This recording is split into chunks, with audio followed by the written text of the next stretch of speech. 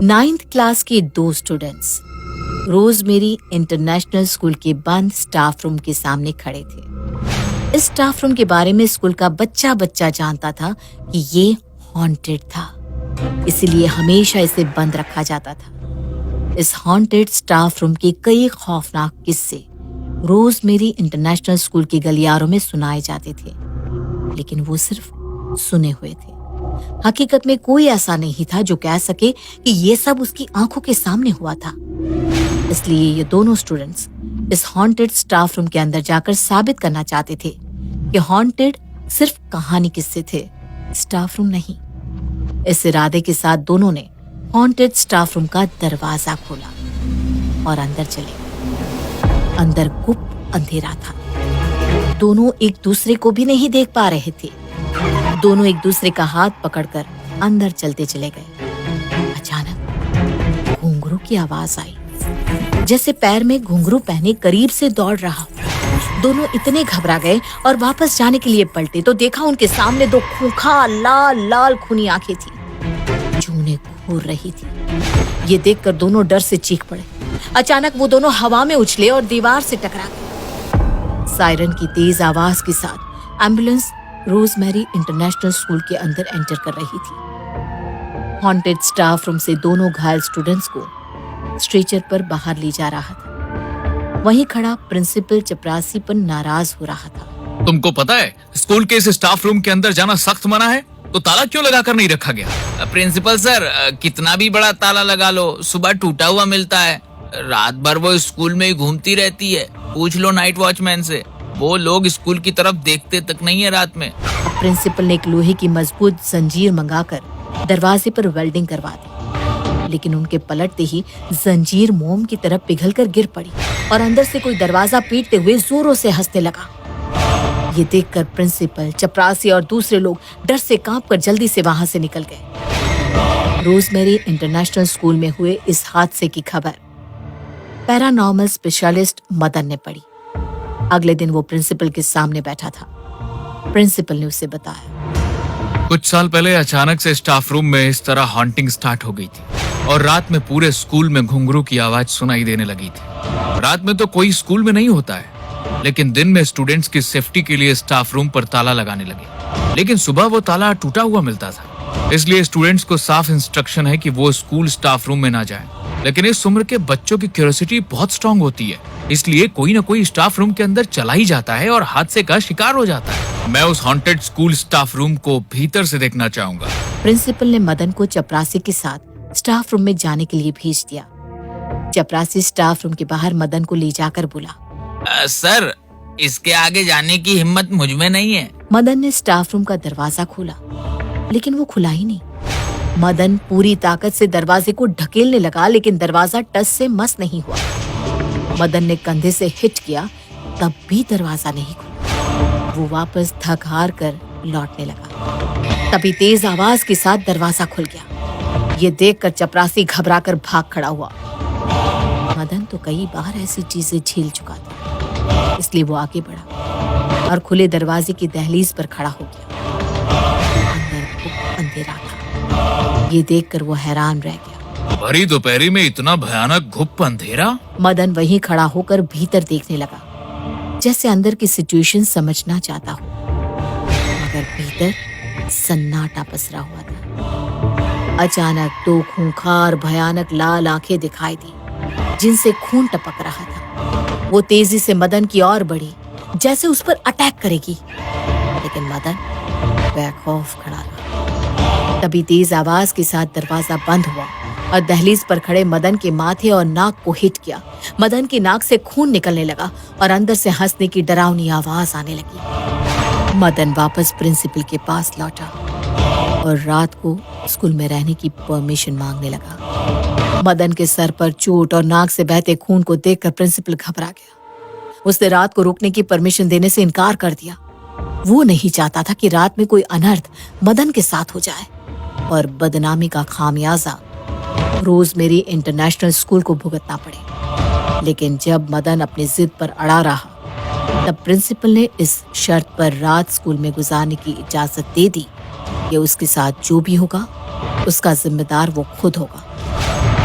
मदन ने तुरंत हाँ कह दी। अब उसी शाम मदन अपने पैरानॉर्मल इक्विपमेंट के साथ स्कूल पहुंच गया। नाइट वॉचमैन ने मदन को स्कूल में जाने दिया और तुरंत बाहर से दरवाजा लगाकर खुद स्कूल के मेन गेट पर जा बैठा। उसने स्कूल की तरफ पीठ कर ली थी। वो रात में उस और देखने से भी डरता था।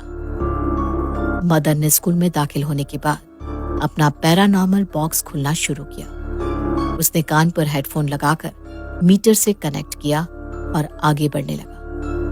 एक दिशा में चलने पर मीटर की रीडिंग के साथ उसका बीप करना भी तेज होने लगा। एक जगह पहुंचकर उसका मीटर तेजी से बीप करते हुए सुई एकदम हाई पर चली गई। तब मदन ने देखा वो ठीक हॉन्टेड स्कूल स्टाफ रूम के सामने खड़ा था। मदन ने दरवाजा खोला। झटके से अंदर से तेज हवा का झोंका आया जो मदन को एक और धकेल कर स्कूल में कहीं चला गया। मदन उठा और उसने अपने मीटर में देखा तो वो अब 0 पर था।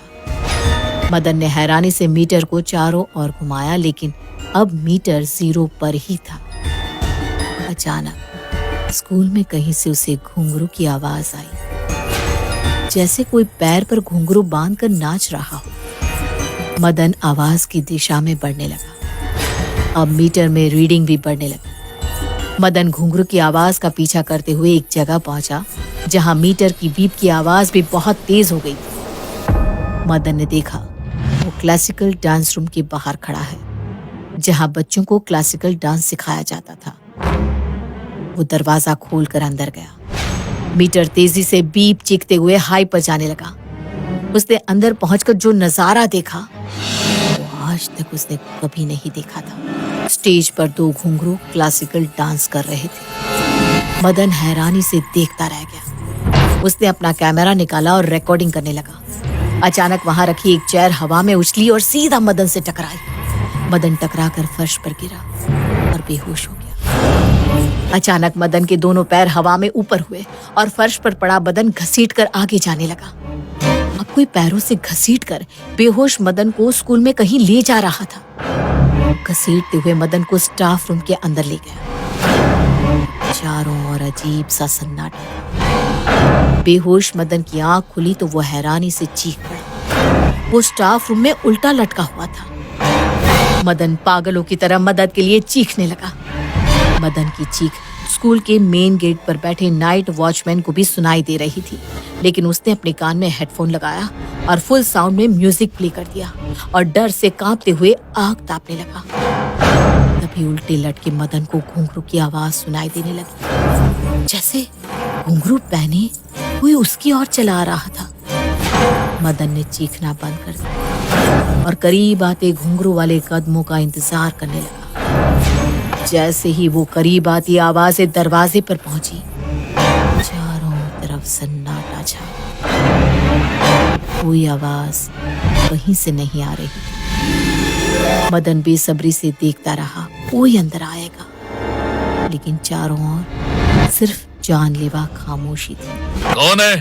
सामने क्यों नहीं आते हो? सामने आओ मेरे। मगर खामोशी फैली रही।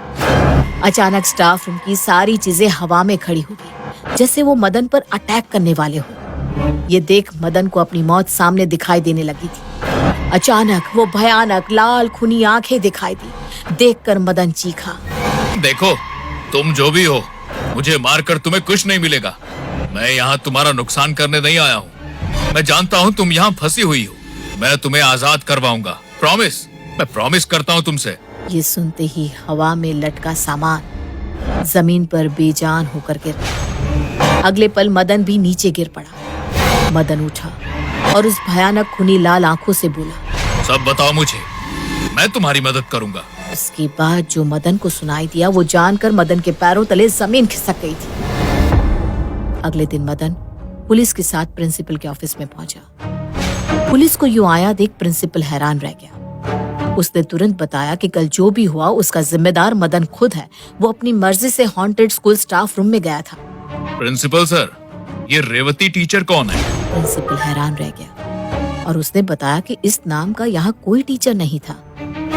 तब मदन ने याद दिलाया, रेवती डांस टीचर थी जिसे आपने क्लासिकल डांस सिखाने के लिए अपॉइंट किया था। अब प्रिंसिपल को याद आया। अच्छा, डांस टीचर रेवती, वो तो बहुत पुरानी बात हो गई। अपॉइंट होने के बाद से कुछ दिनों अचानक से रेवती ने स्कूल आना बंद कर दिया था। हमने पता भी लगाया, लेकिन वो अपने नंबर वगैरह बंद कर चुकी थी। हमें लगा वो वापस चेन्नई लौट गई होगी। वो चेन्नई नहीं लौटी थी, उसे इस दुनिया से लौटा दिया गया था, वो भी उसका रेप करने के बाद। सुनकर प्रिंसिपल हैरान रह गया। किसने किया था रेप? किसने मर्डर किया था रेवती का? तब मदन ने वो नाम बताया जिसे सुनकर सभी हैरान रह गए। वो आप थे प्रिंसिपल सर, आपने रेवती का रेप किया था, और जब उसने पुलिस में जाने की धमकी दी, आपने उसका मर्डर कर दिया था, उसकी लाश गायब कर दी थी। इसी इंसाफ के इंतजार में रेवती की आत्मा आज भी उसी स्टाफ रूम में भटक रही है जहां उसका रेप और मर्डर हुआ था। वो भटकती आत्मा रेवती की है, और उसी ने मुझे ये सब सच बताया है। सुनकर प्रिंसिपल भड़क उठा। आप लोग पागल हो गए हैं। एक भटकती आत्मा ने इससे कहा, और आप पुलिस वाले विश्वास करके यहाँ तक आ गए। पुलिस प्रशासन कानून से चलता है या घोर अंधविश्वास से? मुझे वो जगह भी रेवती की भटकती आत्मा ने बताई है जहाँ उसकी लाश के साथ आपने अपने खून भरे कपड़े भी दफना रखे हैं। उन पर मिले आपके डीएनए से साबित हो जाएगा कि आप सच बोल रहे हो या रेवती की भटकती आत्मा। ये सुनकर प्रिंसिपल कांप उठा। अब मदन के बताने पर पुलिस ने हॉन्टेड स्कूल स्टाफ रूम की एक दीवार को खोदा, जिसमें रेवती की लाश के साथ प्रिंसिपल के खून भरे कपड़े भी मिले। हाथापाई के कारण प्रिंसिपल भी घायल हुआ था, जिसका खून भी उसके कपड़ों पर लगा था। कोर्ट में प्रिंसिपल अपराधी साबित हुआ और आज वो जेल में उम्र कैद की सजा काट रहा है।